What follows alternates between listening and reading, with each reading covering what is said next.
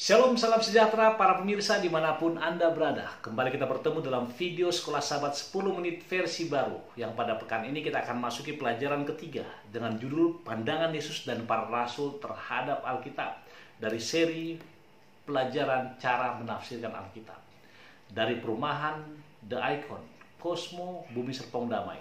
Saya akan baca kata hafalan yang tertulis dalam Matius pasal 4 ayat yang keempat. Dikatakan demikian: tetapi Yesus menjawab, ada tertulis, manusia hidup bukan dari roti saja, melainkan dari setiap firman yang keluar dari mulut Allah.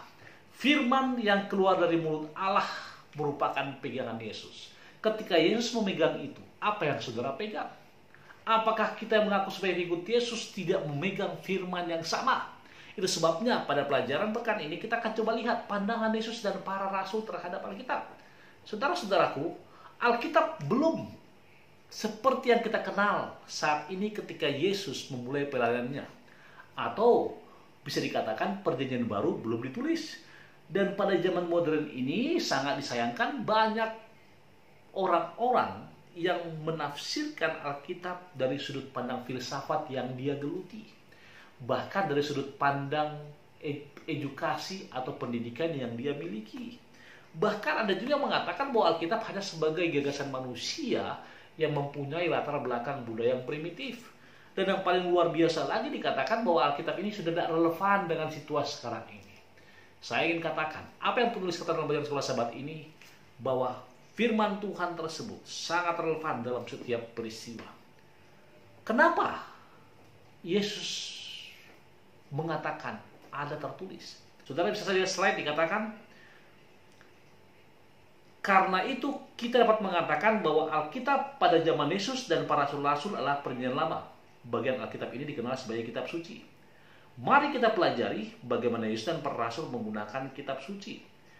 Dibagi dalam 3 bagian besar. Bagian pertama, bagaimana Yesus menggunakan Alkitab. Yang pertama, Alkitab sebagai otoritas dan Alkitab sebagai pedoman hidup. Bagian kedua, dikatakan bagian Alkitab manakah yang diterima Yesus. Alkitab secara keseluruhan dan Alkitab sebagai sejarah yang nyata. Dan yang terakhir, nomor 3, bagaimana para rasul menggunakannya atau menggunakan Alkitab. Mereka menggunakan Alkitab sebagai firman Allah. Nah, saya mau bertanya saudara, kenapa sampai Yesus mengatakan ada tertulis? Saya sudah katakan tadi bahwa kalimat ada tertulis merupakan satu kalimat yang Yesus katakan ketika dia menghadapi cobaan yang dibuat oleh setan, ketika setan menguji dia, mencobai dia. Setelah puasanya 40 hari di atas gunung. Pertama-tama, setan menggunakan Alkitab.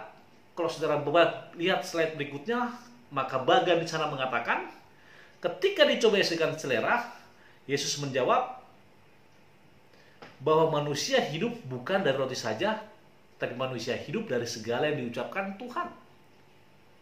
Itu selera. Ketika dicobai dengan kesombongan, maka Yesus mengatakan kepada setan, janganlah kamu mencobai Tuhan Allahmu, karena itu tertulis dalam Ulangan 6 ayat 16. Dan ketika setan memberikan suatu janji kekuasaan untuk memiliki seluruh bumi ini kepada Yesus, maka Yesus menjawab, engkau harus takut dan akan Tuhan Allahmu, kepadanya lah engkau harus beribadah. Referensi dalam Ulangan 10 ayat 20. Dengan kata lain, Alkitab adalah otoritas tertinggi dan fondasi iman yang terkuat bagi Yesus. Dan kita harus menerima tuntunan firman Allah yang pasti di antara pendapat yang lain. Ada tertulis. Saudara-saudaraku, sangat jarang kita saat ini mengatakan ada tertulis. Bahkan kita sering menggunakan pikiran kita, sering kita menggunakan kepintaran kita, sering kita menggunakan ilmu yang kita miliki, sering kita menggunakan apa saja yang kita punya. Namun Alkitab menjadi sebagai pedoman hidup. Lihat di slide saudara. Kenapa Alkitab menjadi pedoman hidup?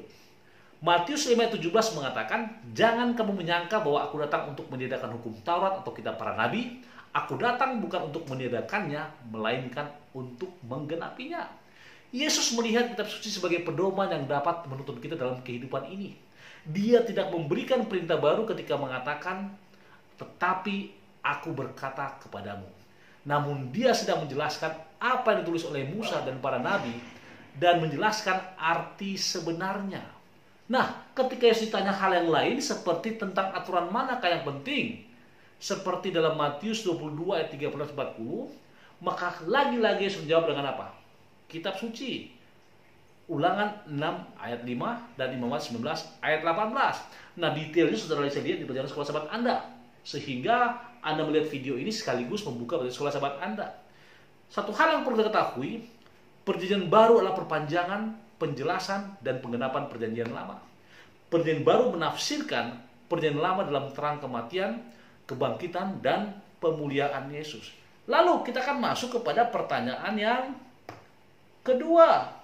Bagian Alkitab manakah yang diterima Yesus? Saudara-saudaraku, saya ingin katakan kepada saudara, ketika ada pertanyaan bagian Alkitab manakah yang diterima oleh Yesus, maka saudara harus mengatakan dengan jelas bahwa Alkitab secara keseluruhan diterima Yesus. Mana buktinya? Ia berkata kepada mereka, inilah perkataanku yang telah kukatakan kepadamu ketika aku masih bersama-sama dengan kamu, yakni bahwa harus digenapi semua ada yang tertulis tentang aku dalam kitab Taurat Musa dan kitab nabi-nabi. Nah, kalau saudara melihat struktur di gambar ini, maka saudara akan coba lihat bagaimana strukturnya, bahwa buku Taurat itu terdiri dari Kejadian, Keluaran, Imamat, Bilangan, dan Ulangan. Itu sebabnya dalam kalimat ini katakan, semua yang ada tertulis tentang aku dalam kitab Taurat Musa. Artinya apa? 5 buku itu. Lalu struktur yang kedua adalah Yosua, Hakim-Hakim, Samuel, Raja-Raja, Yesaya, Yeremia, Yehezkiel, 12 kitab lebih kecil yang termasuk dalam golongan nabi-nabi. Dan yang ketiga adalah dimasukkan dalam golongan tulisan-tulisan, yaitu apa? Mazmur, Amsal, Ayub, Kidung Agung, Rut, Ratapan, Pengkhotbah, Ester, Daniel, Esra, Nehemia, Tawarik. Dengan kata lain apa, saudaraku? Yesus melihat Alkitab sebagai yang diilhami. Dia mengerti bahwa Alkitab memiliki wewenang untuk mengajar kita tentang kehendak Allah. Inilah apa yang diajarkan dan apa yang dia perintahkan untuk kita ajarkan. Ingat, pekan lalu kita mempelajari bagaimana apa? Alkitab yang ditulis selama 1600 tahun oleh 40 penulis, temanya sama, saudara. Artinya apa? Ketika temanya sama, berarti sumbernya satu siapa? Firman Tuhan. Lalu, pertanyaan yang jawab berikutnya adalah tadi, bagian Alkitab mana yang diterima Yesus? Itu Alkitab sebagai sejarah yang nyata. Saudara lihat dalam Lukas 4:27 dikatakan begini. Dan pada zaman Nabi Elisa banyak orang kusta di Israel, dan tidak ada seorang pun dari mereka yang ditahirkan selain daripada Naaman orang Syria itu. Selain melihat Alkitab sebagai firman Allah dan dasar dari setiap doktrin dan pedoman hidup, Yesus juga melihat sebagai buku sejarah. Dia menyebut orang-orang dalam Alkitab sebagai orang-orang nyata yang tinggal di tempat-tempat nyata dan merupakan bagian dari peristiwa nyata. Bahkan Yesus menyebutkan Adam dan Hawa, Habel, Nuh, Sodom dan Gomora, istri Lot, Daud, Salomo, Elia, Elisa, Yunus, Zakaria, dan Yesaya. Dia sebutkan semua. Dan dia juga menyebutkan kisah mereka sebagai contoh untuk diikuti atau dihindari, sebagai simbol dari apa yang akan terjadi atau sebagai sumber doktrin. Dengan kata lain, bagian Alkitab manakah yang diterima Yesus? Jawabannya seluruh Alkitab. Dan bagian terakhir, bagaimana para rasul menggunakan Alkitab? Para rasul menggunakan Alkitab sebagai firman Allah. Roma pasal 9 ayat 17 mengatakan, sebab kitab suci berkata kepada Firaun, itulah sebabnya aku membangkitkan engkau, yaitu supaya aku memperlihatkan kuasaku dalam engkau, dan supaya namaku dimasyurkan di seluruh bumi.